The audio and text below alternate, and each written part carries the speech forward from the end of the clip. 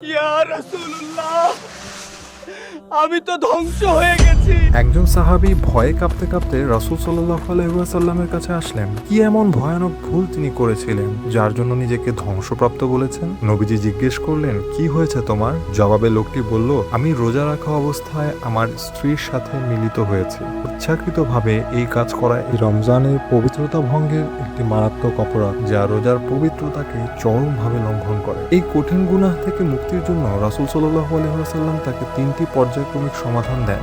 একজন দাসকে মুক্ত করা, কিন্তু লোকটি বলল তার সে সামর্থ্য নেই। পরিবর্তে নবীজি বললেন, তুমি টানা ৬০ দিন একাধারে রোজা রাখো। লোকটি জানালো তার সেই শক্তিও নেই। পরবর্তীতে নবী বললেন, ৬০ জন গরিব মিসকিনকে খাওয়াও। লোকটি এবারও নিজের চরম দারিদ্র্যের কথা জানালো। ঠিক সেই সময়ে রাসূল সাল্লাল্লাহু আলাইহি ওয়াসাল্লামের কাছে এক ঝুড়ি খেজুর উপহার আসে। তিনি লোকটিকে ডেকে বললেন, এটা নিয়ে যাও এবং গরিবদের মধ্যে সদকা করে দাও। লোকটি অত্যন্ত সততার সাথে বললেন, ইয়া রাসূলুল্লাহ, মদিনায় আমার পরিবারের চেয়ে অভাবী আর কেউ নেই।